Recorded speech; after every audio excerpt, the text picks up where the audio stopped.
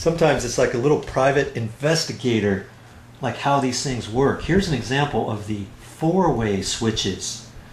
Look over here, and there's an S, and there's a little 4 there. It's kind of hard to see because they got this silly dotted line right over the 4. When I look at that, I look over this way, and sure enough, there's an S there with a small little 4. I can hardly see it.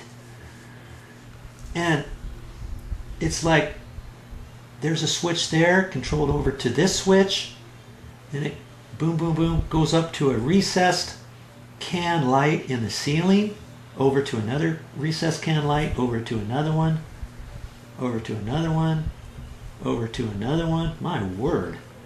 And then you follow that over here to another switch over there. And that's how I know that that's a four-way dimmer switch, or a four-way switch. You have to look on the schematic, see if they're dimmers or not. And see, if you're right here coming in by the front door, you can turn on all these can lights. When you're by the bedroom, you can turn on the can lights. When you're by over at this bedroom or over in this part of the living room, you can turn on the can lights. That way you don't have to go over to the front door, turn on these lights, and then turn them off. Walk over to the front door, turn them off.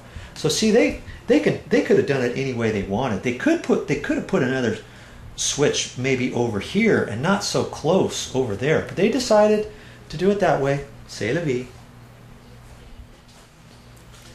Now sometimes even I end up having questions with certain things.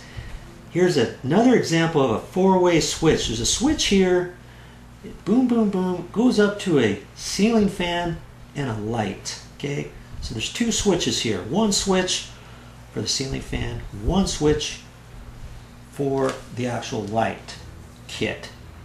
Then it goes off over here, same thing. You got two switches over here. Okay?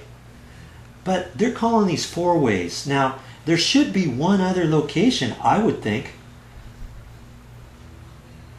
that you should have another light switch in order for these to be four ways. These, I think, should be three ways because it only shows two different locations to turn this ceiling fan on. So that is something I'm going to have a clarification with. I'll jot that down in my notes, talk to the owner about it, talk to the builder about it, talk to whoever's drawing the plans, whoever I'm working for. That's one of the questions I'll have for him.